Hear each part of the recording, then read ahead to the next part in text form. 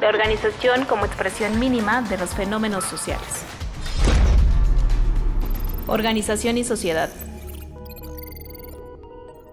Bueno, bienvenidos a una nueva entrega del ciclo de conferencias Administración y Autogestión que se hace acá en Wicca a propósito del postdoctorado en el posgrado integral de Ciencias Administrativas en la UAM, en Iztapalapa específicamente. Y además, pues esta conferencia se publica en el podcast Organización y Sociedad de Wicca. Pues bueno, hoy tenemos el gusto de estar con Lidia Brenda, directora, fundadora, editora, no digo exactamente que de Odo Ediciones, una editorial que me ha parecido súper interesante en términos tanto de lo que publican y además de cómo lo, ¿no? Entonces hoy hablaremos un poco más de cómo publica Odo y a ver hasta dónde nos llega esa conversación. Pero bueno, no voy a...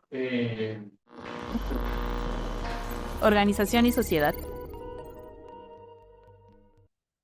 seguir hablando. Diego, por favor, más bien tú presenta y coméntanos cómo funciona Odo, más bien cómo funciona Odo, no, ¿qué es Odo? Empecemos con esa pregunta que tiene una respuesta clara. ¿No? Gracias, Daniel. Gracias a Daniel, gracias a Talía por el espacio, por la invitación. Pues soy la coordinadora y la editora, y el proyecto se llama Odo Ediciones, y es una editorial autogestiva, es una editorial especializada en literatura no mimética, que abarca ciencia ficción, fantasía, terror. Hasta ahora, en realidad, hemos publicado más cosas de ciencia ficción. Y tenemos un sistema que creo que no es, creo que es único. Lo creo no solo porque no conozca otro sistema parecido o igual de ninguna otra editorial, sino porque a la hora de irlo armando, lo fui armando con distintas piezas de distintos orígenes. Tengo aquí, por ejemplo, esta postal que tiene a Ursula K. Le Guin. Odo Ediciones se llama Odo por una personaje de Ursula K. Le Guin, una escritora estadounidense de ciencia ficción y de literatura fantástica, que era muy portentosísima. Y como yo tengo tendencia, el fetichismo, pues dije, le voy a poner Odo Ediciones, porque Odo es una personaje que primero aparece en una novela que se desarrolla, aparece en Los Desposeídos, pero no aparece ella, sino que aparecen sus enseñanzas. Y luego, esa novela se publicó en 1974, que es el año en el que yo nací. Y después Úrsula escribió un cuento que se llama El día después de la revolución, en el que sí aparece Odo, ya muy viejita, literalmente haciendo la revolución. Entonces, digamos que era una cuestión de inspiración. Los Desposeídos, que es en donde aparecen las enseñanzas de Odo, es una novela cuyo subtítulo es Una utopía imperfecta, me parece, o una utopía ambigua, siempre se me olvida. Y básicamente se trata de un planeta que tiene una luna, y a la luna se fueron a vivir las personas que no estaban de acuerdo con el sistema imperante en el planeta y fundaron un sistema anarquista. Entonces de ahí deriva, digamos, toda la base de por qué Odo Ediciones se llama Odo Ediciones, por la ciencia ficción y también porque me interesaba que planteáramos un modelo de edición no convencional. Yo digo que es anarquista, porque lo que a mí me interesa es disolver las jerarquías verticales y no quiero que se inviertan, no quiero, lo que quiero es que no haya verticalidades en general en la vida. Yo no quisiera, digamos, un poder concentrado, sino que la gente nos pudiéramos organizar. Y suena a una entelequia, suena a una cosa inalcanzable, pero bueno, ya estoy siendo súper vaga, perdónenme, es temprano para mi pobre cabeza. El chiste es que de ahí viene Odo Ediciones, y bueno, eso, editamos libros de literatura no mimética, o de literatura especulativa, que es un término que ahora la gente ubica más. Este es el primero, que es Un tlacuache salvó este libro del fuego, El segundo que editamos fue La canción detrás de todas las cosas. El tiro se agotó y ahorita ese libro está en otra editorial que es en Elefanta. Se lo recomiendo muchísimo porque es muy bello. Y eso es importante porque nosotras lo que hacemos es que, publicamos bajo una licencia que es Copyright Left. Esto es, no solamente no usamos copyright, sino que usamos una licencia que permite que las personas, en este caso autoras, sigan siendo siempre dueñas de lo que han generado, que en este caso también sea escritura, pero sería lo mismo si fueran ilustraciones. Entonces, esto permite que en lugar de que la editorial le ponga un candado al contenido, la editorial tiene el permiso, porque la persona autora lo concede, tiene permiso de editar y de publicar, pero en el momento en el que quieran hacer algo con su material, no me tienen ni que pedir permiso a la editorial ni que pagar. Si hubiera copyright, si hubiera derechos reservados, tendría que haber cuestiones legales por medio y un dinero y unos permisos legales y cosas. Entonces yo, para ahorrarme todo eso, que me parece muy complicado, me confunde mucho y además me parece injusto, porque entonces lo que yo estoy haciendo, o sea, a mí me interesa no hacer capitalismo. Y si yo hiciera si yo siguiera el modelo del copyright, yo estaría forzando a la persona autora, en este caso, a que me diera, por ejemplo, un dinero o a que no hiciera nada con su material en aras de que fuera yo la única que hiciera ese dinero. Y aquí es un poco al revés, es como, mira, si tú te quieres llevar tu proyecto a otra casa editorial, está muy bien porque es tuyo. Yo no tengo por qué ponerle candados a eso. Entonces, bajo esa misma lógica, nuestras ediciones son libres. O sea, si alguien quiere hacer una obra derivada de la edición, puede hacerlo y no tiene que pagarle un dinero a la editorial. Y por la misma razón, los libros en papel sí se venden, pero, perdón, los ebooks son libres y gratuitos. Entonces se pueden distribuir de manera libre. Y los libros sí se venden porque el papel cuesta y porque hacer libros cuesta. O sea, no se trata de regalar el trabajo y no se trata de no remunerarlo. De hecho, remunerarlo es uno de los objetivos y es obviamente el que más nos cuesta trabajo. Pero hasta ahora hemos logrado que el sistema se sostenga. Nacimos en 2021, llevamos ya 4 títulos publicados, estamos editando el quinto. El segundo fue que es el primer premio Mexicano de Imaginación y Futuro, que es una serie de conversaciones que hicimos entre 4 escritoras, que es una especie de festival, y lanzamos la convocatoria de cuento gracias a Nelly García Rosas. La Mexicana es un proyecto que tenemos Ileana Vargas, Gabriela Damián Mirabete, Andrea Chapela y yo misma. Y ahorita hay otras personas que van a tomar la estafeta para hacer la organización del festival. Entonces, el cuarto libro que editamos fue que en realidad es una novela que al rato les enseñó, que fue de Pepe Rojo. Este es el primer autor varón que publicamos, después de haber publicado 3 autoras. Y este es más bien un ensayo y una serie de investigaciones. Entonces, todo eso es Odo Ediciones. Y de alguna manera el chiste es que nos sostenemos porque funcionamos bajo un sistema de suscripciones. Entonces la gente, al suscribirse a Odo Ediciones, pone un dinero gracias al cual podemos imprimir los libros. O sea, no tengo que esperar a las ventas de los libros para que haya una recuperación de capital, que es el modelo súper tradicional que lleva el Estado, las editoriales pequeñas, las grandes, las independientes, las dependientes, los consorcios, todo el mundo invierte un dinero, espera que ese dinero se recupere y viene este asunto de las regalías y tal. Y en este caso, en Odo Ediciones, lo que hacemos es decir, bueno, la gente va a poner el dinero, la gente, una colectividad, y gracias a que pone ese dinero vamos a poder hacer ese libro. A cambio de ese dinero, obviamente a cada persona que se suscribe le mandamos el libro, pero también, aparte de que el ebook funciona, como ya les digo, de manera libre y gratuita y se puede distribuir, acceden las personas suscriptoras a una serie de interacciones y de procesos creativos y de actividades con las personas autoras. Entonces se genera una comunidad lectora desde antes que el libro aparezca en el mundo, y también se genera una comunidad lectora a la que ya pertenece la persona autora. Entonces cuando el libro se imprime, ya tiene una comunidad lectora armada y ya hubo un contacto. Entonces no está esta cosa vertical de la persona autora está ahí arriba en una torre de marfil en la que hay que admirar, sino que es, ¿no? Es una cosa mucho más horizontal y mucho más dinámica. Y la verdad es que eso ha sido muy bonito porque la gente reacciona muy bien. Es complicado explicarlo porque no es algo común, no es un Patreon, no es un Kickstarter, no es un fondeo exactamente, definitivamente no es tampoco una preventa nada más, es una combinación de elementos. Y siempre estamos regalando cosas en la comunidad, o sea, yo hice una traducción de un texto de Ursula K. Le Guin que mandé por correo electrónico a la gente, a su correo, a la gente suscriptora. Andrea Chapela, de hecho, en el primer año de Odo donó un cuento también inédito y siempre estamos haciendo ese tipo también de, digamos, de... Es una especie de compensación y de agradecimiento, ¿no? Porque la gente nos da su confianza, nos da su dinero, gracias a lo cual podemos ir a la imprenta y decirles, háganos unos libritos, ajá. Y después los libros, pues ya, si pueden circular en alguna librería, en algún espacio amigo, no tenemos una distribuidora porque ese es otro boleto, pero bueno, es un lío. Entonces, es mejor suscribirse porque de otra manera el libro, quién sabe cuándo llega a las manos de la gente. Vamos a ferias de libros chiquitas y así. Grosso modo, así funciona Ediciones. Espero que haya sido.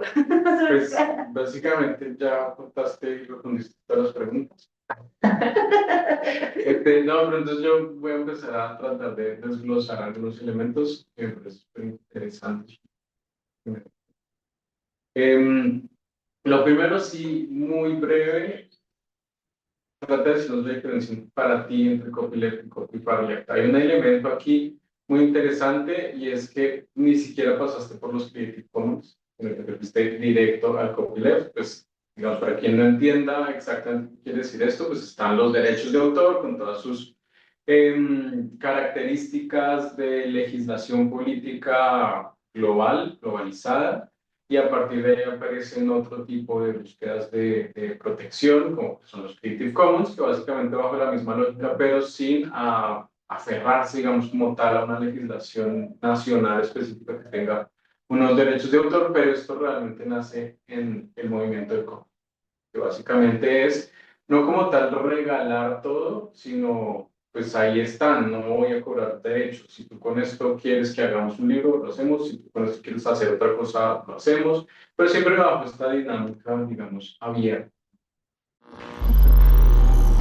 Organización y sociedad.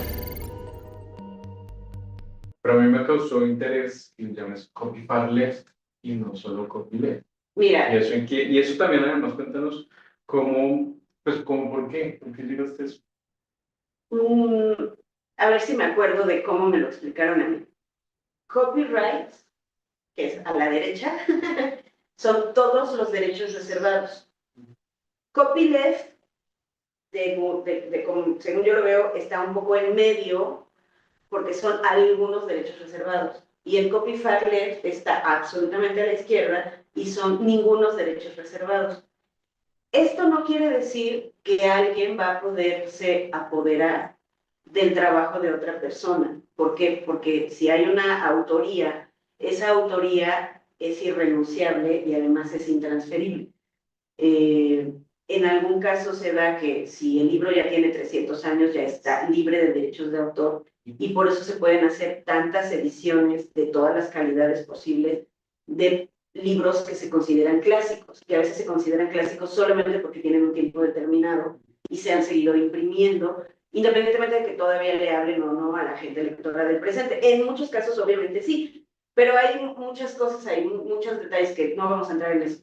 Entonces, a mí me interesó, primero, yo me enteré de que existía una cosa que se llamaba Creative Commons en 2006, literalmente, o sea, hace casi 20 años, y me fascinó precisamente porque era una licencia que tenía una mayor apertura que todos los derechos reservados. ¿Por qué? Porque con todos los derechos reservados, yo toda mi vida, o sea, yo he trabajado en la edición, en el mundo de la edición, literal desde que tenía como 21 años. Empecé, si seguimos el símil de un taller tradicional, yo empecé barriendo el taller y ahora ya soy oficial, ¿no? Porque ya tengo mi propia editorial. Y aprendí toda la escalera y lo único que no hago es imprimir porque no tengo imprenta, pero si no también imprimiría. O sea, he maquetado, soy correctora de estilo, he sido negra literaria, he sido ghostwriter, o sea, me sé todos los intríngulis desde adentro y obviamente nunca he sido experta en el área legal, pero de lo que me he enterado porque tenía que saber cómo funcionaba. Yo veo cómo la gente batalla muchísimo, incluso si quieren hacer, por ejemplo, un libro educativo y quieren poner un fragmento de una obra, tienen que hacer, aunque no paguen un dinero, tienen que hacer una cantidad de papeleo que a mí me arde el cerebro nada más de verlo, aunque yo no lo haya hecho, y eso que algunas veces sí lo he hecho yo con las manos.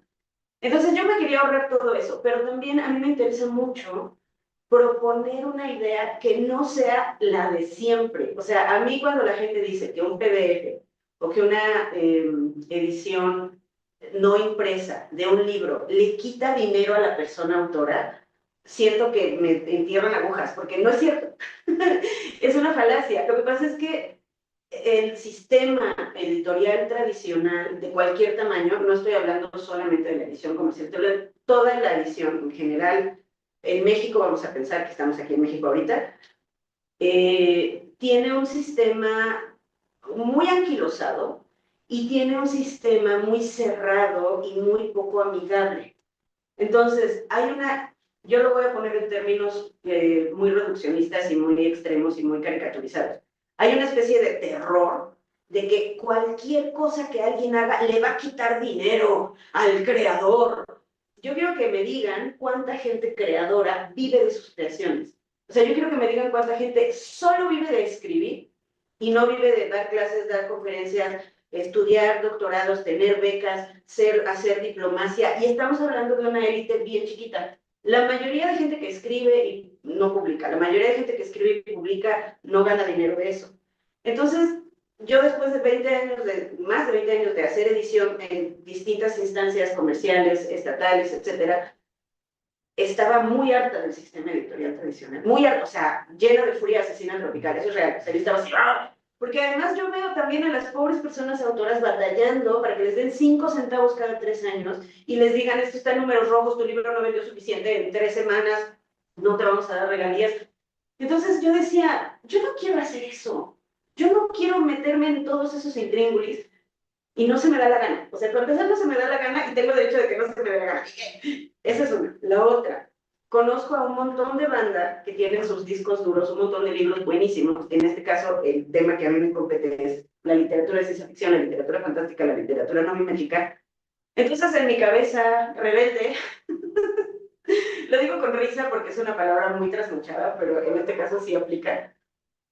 Vi como una serie de elementos y dije, ok, esto no lo quiero hacer. No quiero reproducir los mismos esquemas, no quiero reproducir los mismos, voy a usar una palabra que odio, valores. Pero entonces, ¿qué voy a hacer? Necesito una alternativa. Y en el Copy Far Left, ni siquiera en el Copyleft, en el Copy Far Left encontré una alternativa. ¿Por qué? Una, porque me permite no tener que meterme en una serie de trámites y de permisos y de candados que no me interesan y que además, incluso, digamos, si no me quiero quitar mi propia ignorancia, o sea, si no quiero meterme en esas especializaciones, lo puedo hacer. Número 2, es una alternativa. Es decir, es muy importante para mí dejar una cosa clara. Yo no es que crea que todo el mundo debería de hacer las cosas, por ejemplo, como las estoy haciendo yo. Precisamente porque no creo que todas las personas debamos de hacer las mismas cosas de la misma manera, es que yo me quise inventar un modelo distinto. La licencia Copy Far Left no me la inventé yo, la licencia Copy Far Left es una cosa que viene sucediendo sobre todo en el mundo electrónico desde hace muchos años. Y cuando yo conocí esa licencia, me di cuenta de que a mí me acomodaba muy bien. Una, porque hay una flexibilidad y una apertura que me interesa poner en práctica. Y dos, precisamente porque es mucho más sencillo.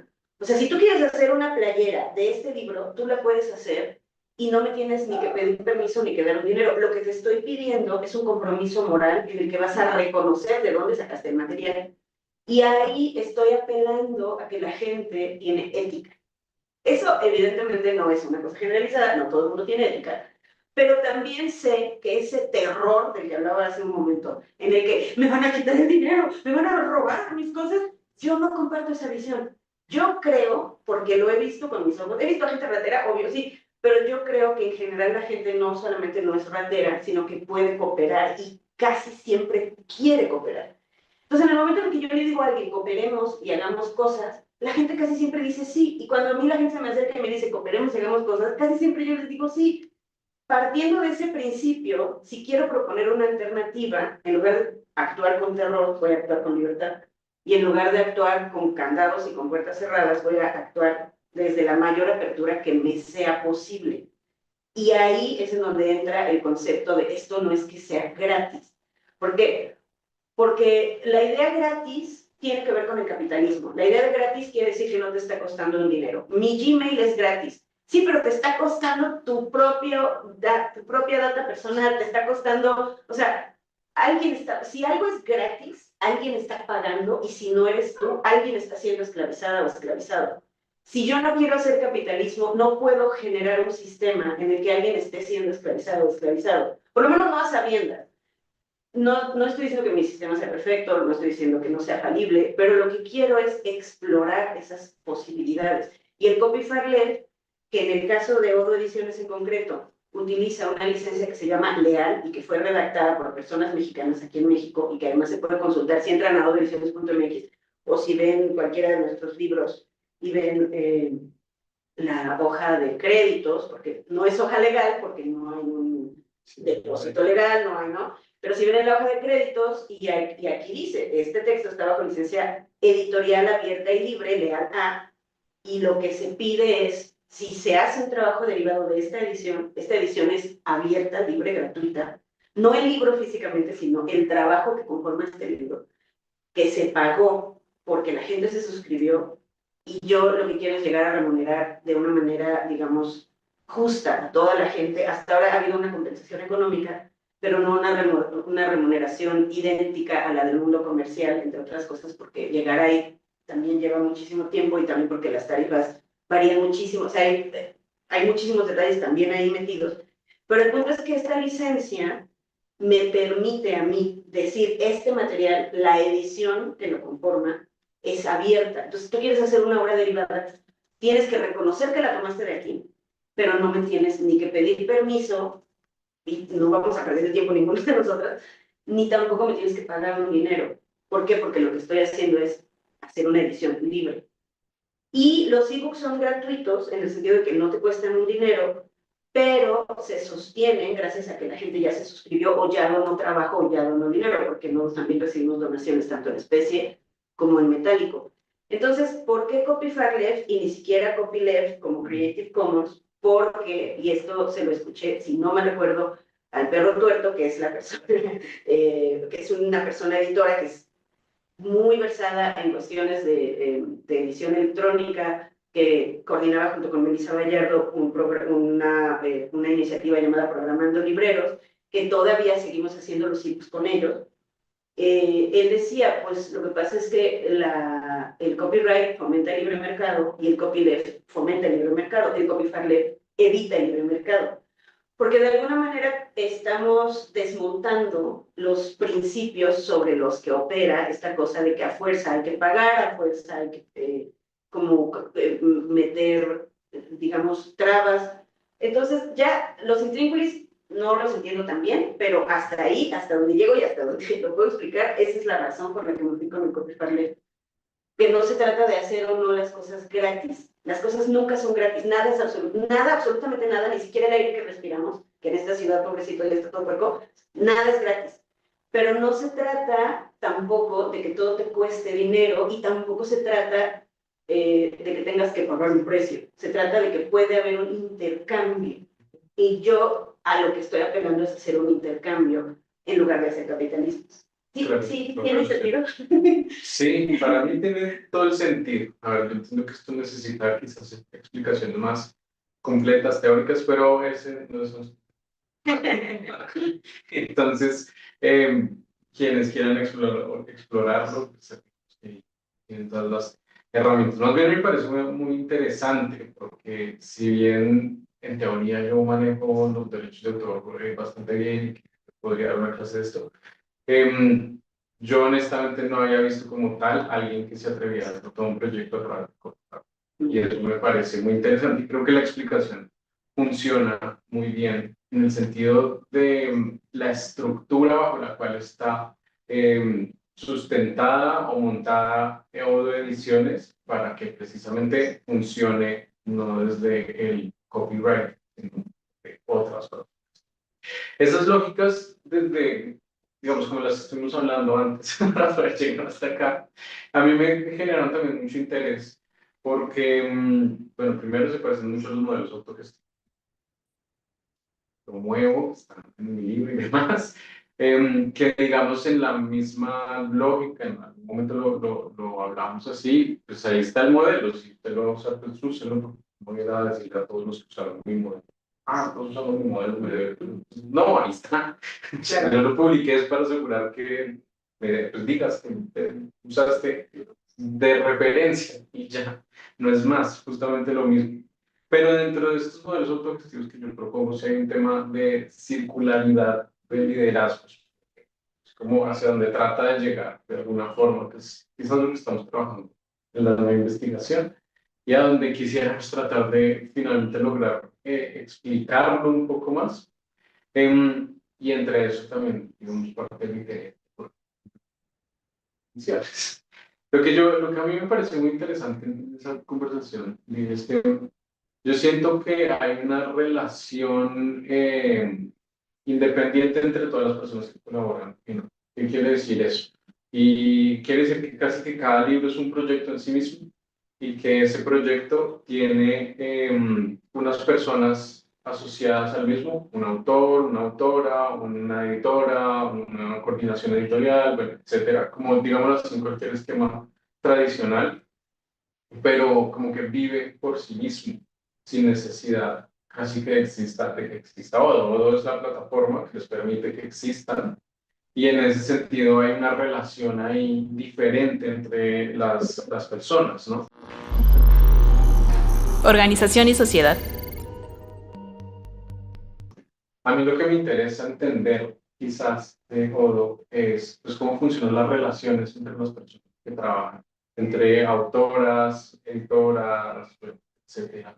Cómo se relacionan entre ustedes para poder llegar finalmente a terminar un producto editorial, un proyecto editorial. Mira, no sé, porque yo siempre soy la editora, o sea, hasta ahora, hasta hace muy poco se me ocurría, bueno, qué tal que yo un día no edito el libro y alguien viene como a hacer una residencia de edición. Las personas autoras, en la relación con Odo Ediciones, llegan a hacer una residencia, como si fuera una casa. Entonces, la idea es que durante más o menos 3 meses, la persona editora es la persona, perdón, la persona autora es la persona residente, y durante ese tiempo es que se generan estas conexiones con las comunidades lectoras. Eso es como una especie de área de Odo Ediciones que existe por sí misma, que es el área de cuidado de temporadas. Hay una palabra que se asocia con el cuidado editorial, perdón, hay un concepto que es el cuidado editorial, que tiene que ver con revisar que el libro no lleve ratas, que haya un buen ejercicio de la edición, etcétera, etcétera. En este caso, ese es un área que inventó literalmente Alejandra M. Vázquez. Ella es escritora, es ensayista y tiene sus propios proyectos. Y cuando estábamos armando ediciones, yo me acerqué a mucha gente, porque obviamente este tipo de proyectos no se hacen en solitario. Bueno, a lo mejor sí se hacen, pero para que funcionen. Y sobre todo, yo ya sé cómo suena, pero más o menos hacia 2014 aprendí, entendí, me tronó la tacha de que necesito que me ayuden a pensar, necesito que haya gente con la que conversar y me ayude a tomar decisiones. No porque yo no sea capaz, sino porque entre más lo converse y entre más puntos de vista pueda incorporar, muy probablemente voy a tomar mejores decisiones que si me quedo yo en mi propia cabeza. Eso lo aprendí gracias al cúmulo de Tesla, que es otra historia. Entonces, cuando estaba conversando con personas para que se sumaran si querían al proyecto de Odo Ediciones, me ayudaran a pensar, me ayudaran a armar el concepto de la editorial y el funcionamiento de la editorial, Alejandra M. Vázquez, que fue una de las personas a las que me acerqué, me dijo que quería colaborar conmigo, pero que ella quería hacer un área nueva que no existe en el mundo editorial, que se trata de cuidar a la persona autora. Ahora, ¿por qué hay que cuidar a la persona autora? Bueno, entre otras cosas porque en un sistema tradicional hay explotación y no queremos nada de eso, pero también porque Odo Ediciones en realidad es un gran experimento. O sea, todo esto que estamos conversando ahorita tú y yo es un experimento que echamos a andar en 2021 y que no es un modelo estático ni fijo, ¿no? Es un modelo más o menos dúctil.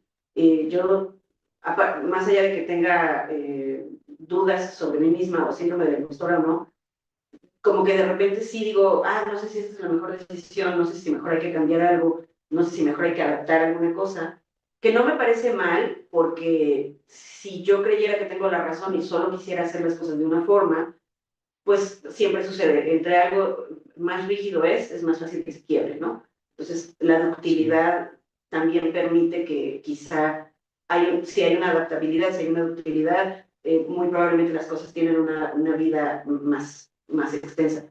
Entonces, Alejandra me dijo, yo quiero hacer el cuidado, ¿por qué no hacemos residencias y temporadas? Entonces, que la gente autora haga una residencia y durante esa residencia tenga una temporada con las personas de la comunidad lectora, vamos haciendo estos procesos, estas sesiones, estos encuentros, estos experimentos, porque cada persona autora va a tener una propuesta diferente, y entonces ese es un área que funciona de manera totalmente autónoma.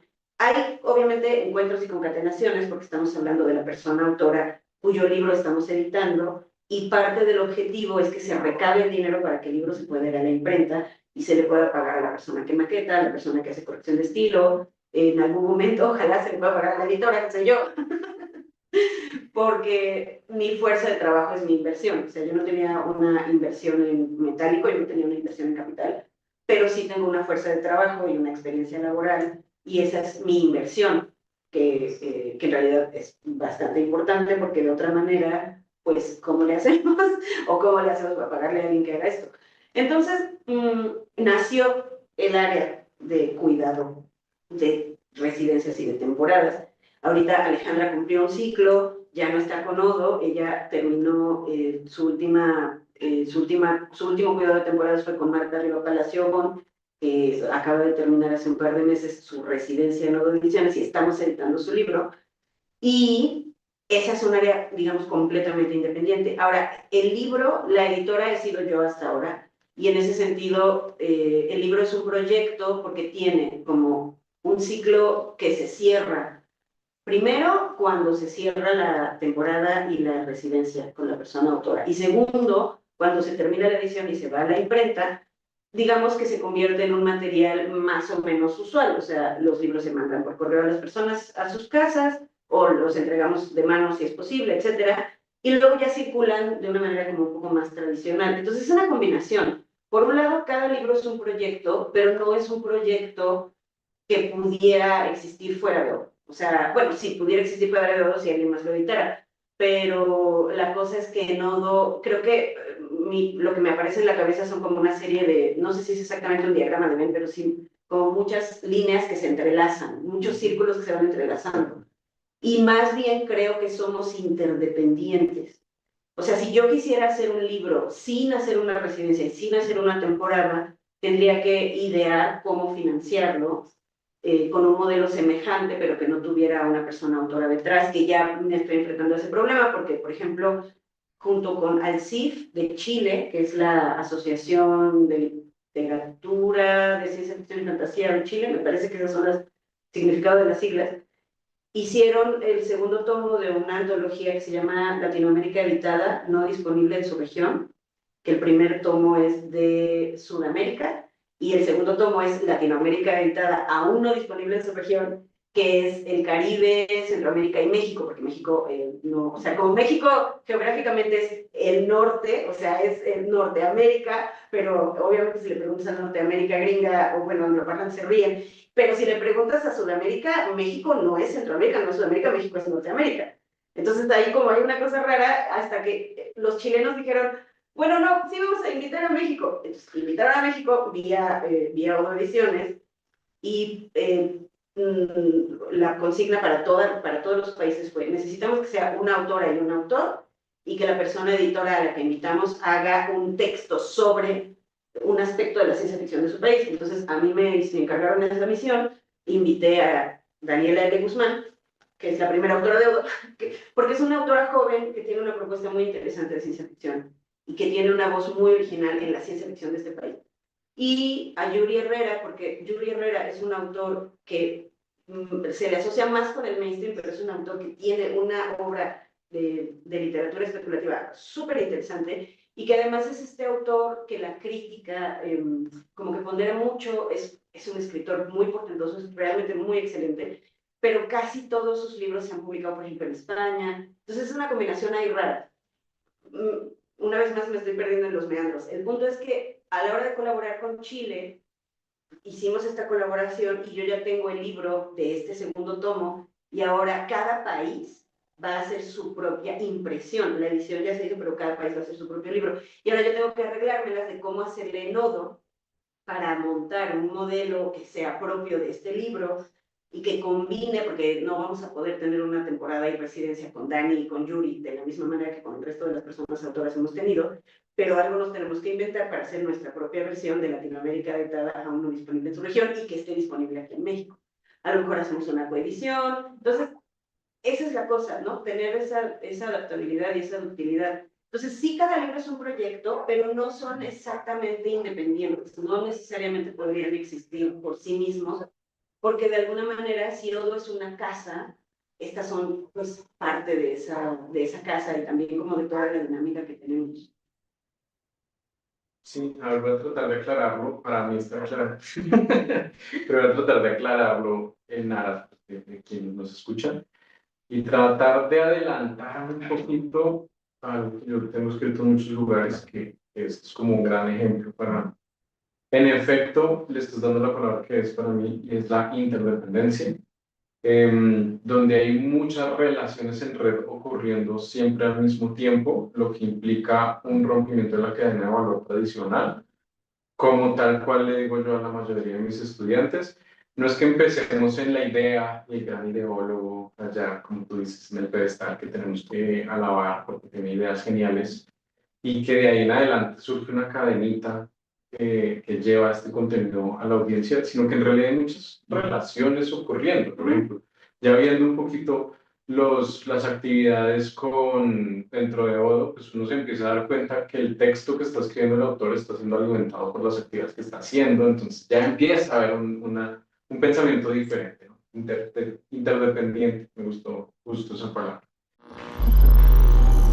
Organización y sociedad.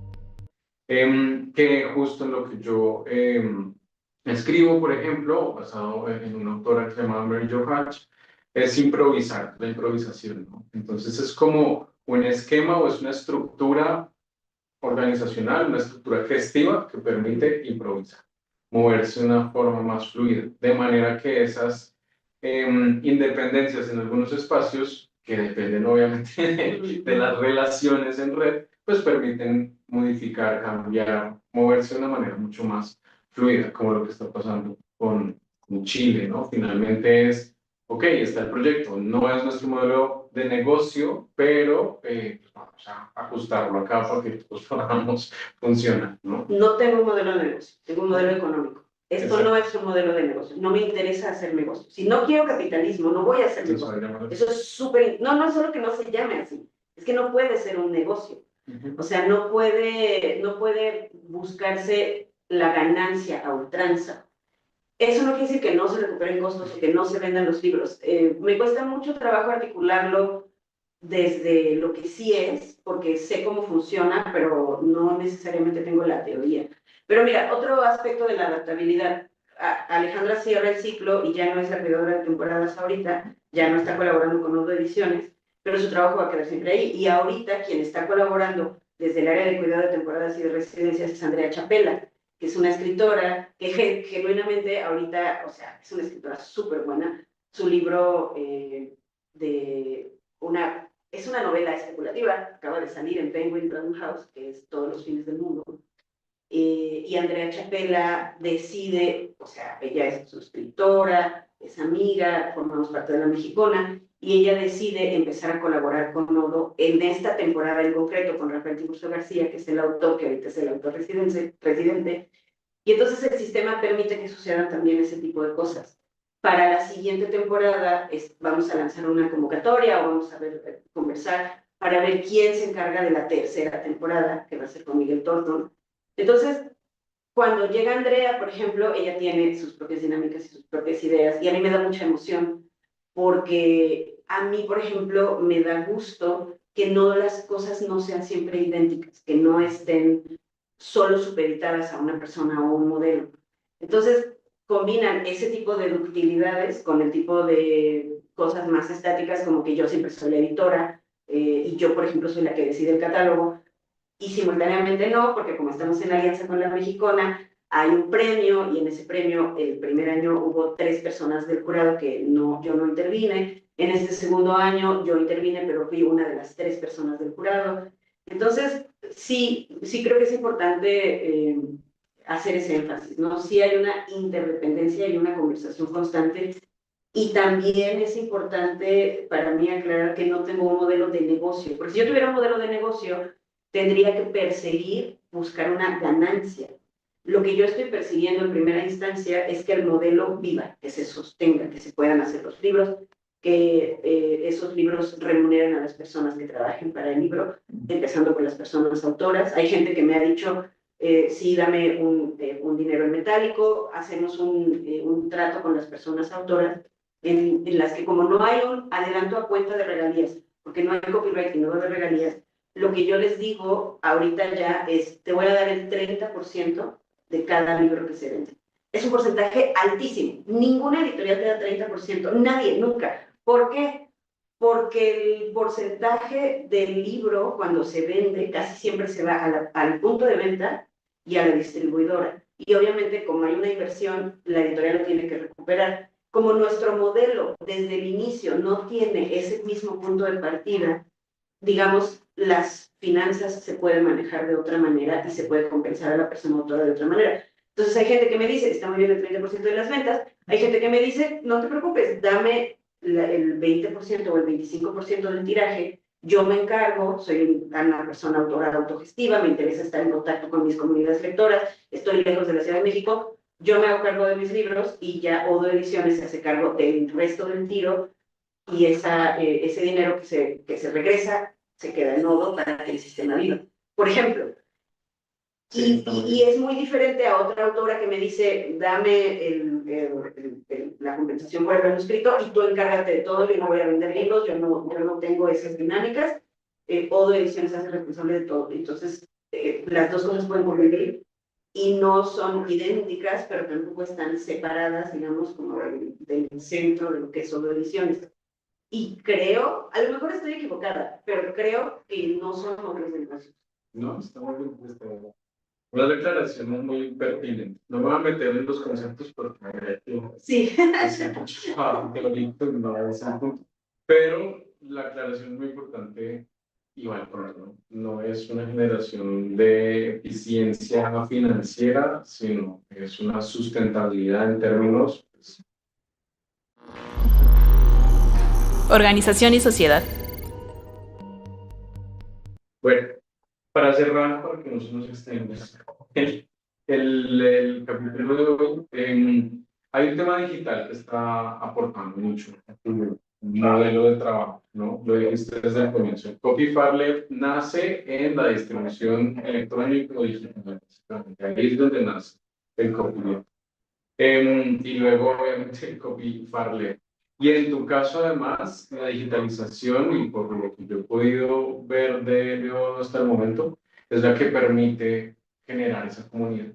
No es una casa de residencias en la Doctores, es una casa de residencias en odoediciones.com, ¿verdad? .mx. No hay comercio, no hay comercio.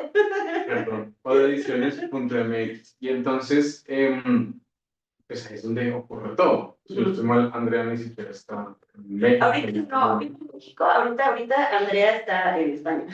Exacto, acá de la y desde allá está colaborando con...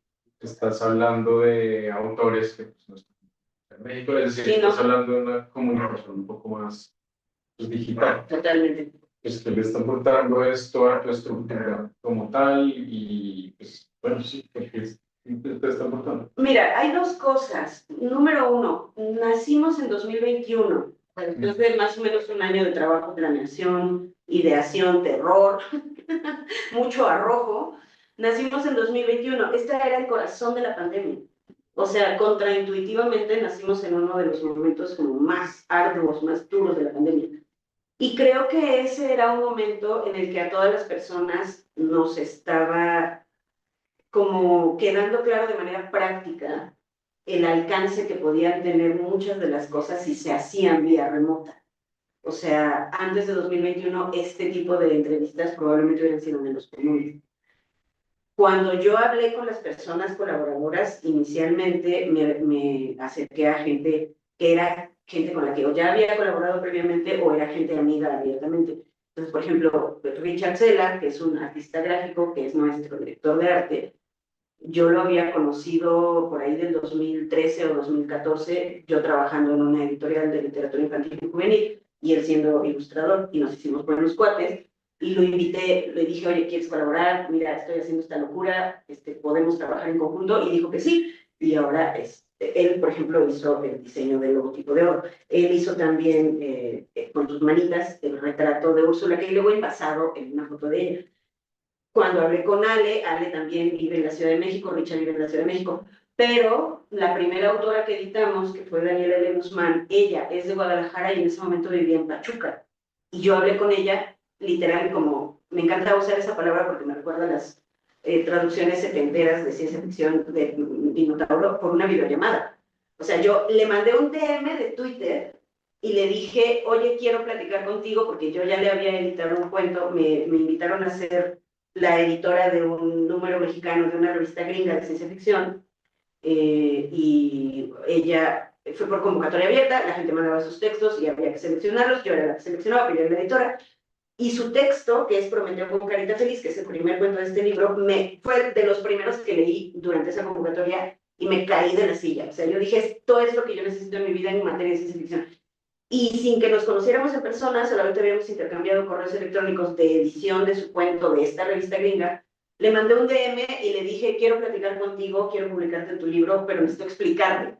Y entonces nos vimos por una videollamada y le expliqué qué era lo que iba a hacer con Odo Ediciones y ella aceptó colaborar con nosotras. La segunda persona autora, que es Gabriela de Mirabete, que es una amiga muy cercana desde hace muchísimos años, ella y yo ya habíamos conversado previamente, ella me había pedido que yo editara su libro y en ese momento Odo no existía y de hecho fue uno de los detonadores que me hizo decidirme, ahora sí voy a poner mi editorial, pero ella ya vivía en Cuernavaca. La tercera persona, que fue Raquel Hoyos, que fue la ganadora del primer premio Imaginación y Futuro con la Mexicana, es de Puebla y vive en Puebla. Y Pepe Rojo es de Chilpancingo, pero vive en Tijuana desde hace más de 20 años. Y todo ha sido por videollamada y por correo. Y literalmente con Pepe tuve 2 juntas en Mexicali, una en un puesto de mariscos de la carretera. Y eso porque por casualidad me invitaron a un festival literario en Mexicali. Él vive en Tijuana y le dije, amigo, vente a Mexicali, vamos a vernos, vamos a ver qué onda con tu libro. Entonces, si yo no hubiera tenido herramientas como la videollamada, muy probablemente el proyecto se hubiera quedado solo en el correo electrónico, mensajes de texto quizá o no, y muy concentrado en la Ciudad de México. Yo aquí vivo, no es que esté mal, pero estamos en un país muy centralista. Entonces, publicar a gente que no es originaria de la Ciudad de México o que no vive en la Ciudad de México también es una apuesta. ¿Por qué? Porque no todo se puede supeditar a la Ciudad de México, especialmente si vivimos en un país tan centralista. Entonces, también es interesante para mí tener como esta apertura y decir, bueno, voy a tratar de que no solo se concentre todo en lo que tengo a mi alrededor y a la mano.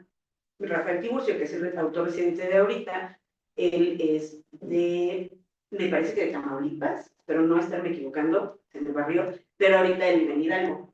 Entonces también, o sea, ahorita estamos subiendo stories a las historias de Instagram, que son mini ficciones del libro que él está leyendo. Las stories solo duran un día y después Andrea las va a mandar a la comunidad por correo. Andrea está en España.